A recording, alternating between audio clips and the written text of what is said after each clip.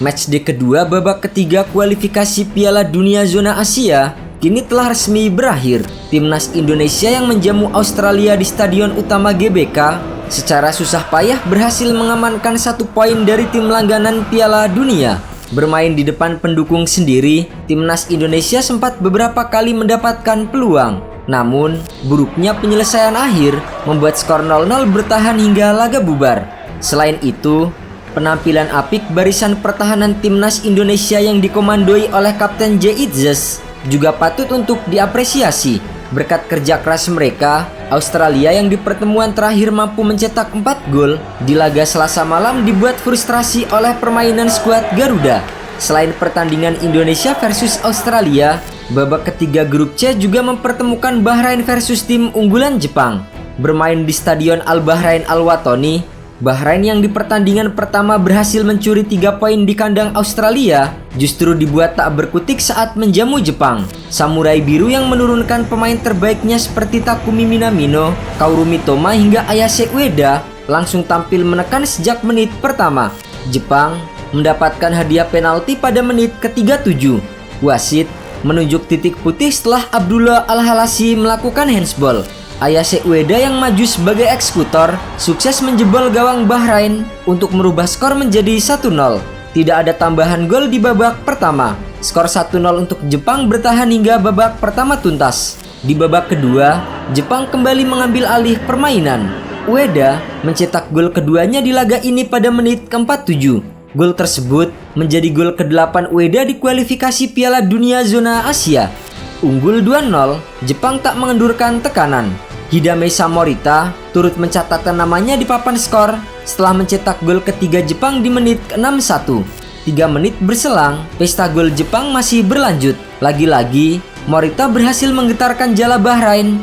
Kali ini berkat umpan dari Mitoma, Jepang kembali mencetak gol pada menit ke-81. Koki Ogawa mencatatkan namanya di papan skor usai memanfaatkan bola muntah tembakan dari Keito Nakamura. Tidak ada tambahan gol di akhir babak kedua. Gol dari Ogawa menutup pesta 5 gol dari Jepang di markas Bahrain. Hasil ini membuat Jepang kukuh di puncak klasemen grup C dengan 6 angka. Bahrain berada di urutan ketiga dengan 3 poin. Bertindak sebagai unggulan pertama di ronde ketiga kualifikasi Piala Dunia, Jepang saat ini bertengger di ranking 18 FIFA. Bahkan, sebelum mengalahkan Bahrain pada Selasa malam, anak asuh Hajime Moriyasu lebih dulu membantai Cina dengan skor yang lebih kejam yaitu 7-0. Bermain di Stadion Saitama, Jepang langsung membuka skor lewat Wataru Endo pada menit ke-12.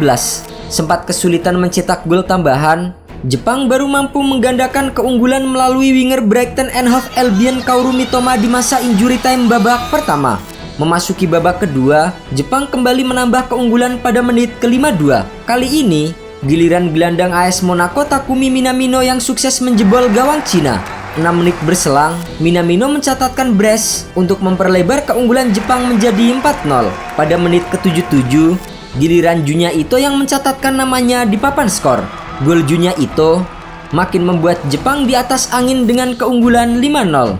Belum puas sampai di situ, Jepang kembali menambah pundi golnya berkat gol dari Daizen Maeda di menit ke-87. Penyerang Celtic itu dengan piawai menyambut asis Junya Ito.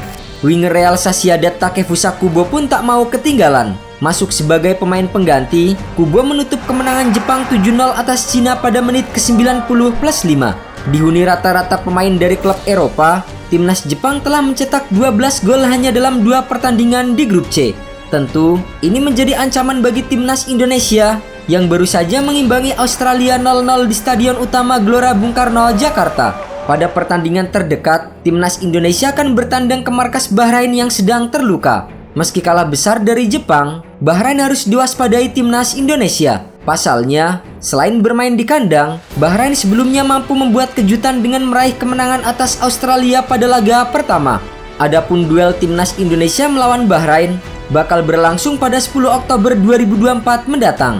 Selain harus mewaspadai Bahrain, timnas Indonesia juga harus bersiap diri untuk membendung keganasan Jepang. Jika tidak, bukan tidak mungkin, skuad Garuda akan bernasib sama dengan Cina dan Bahrain yang terkena bantai. Kehadiran Max Hilher sebagai pemain naturalisasi baru Indonesia tentu sangat dibutuhkan.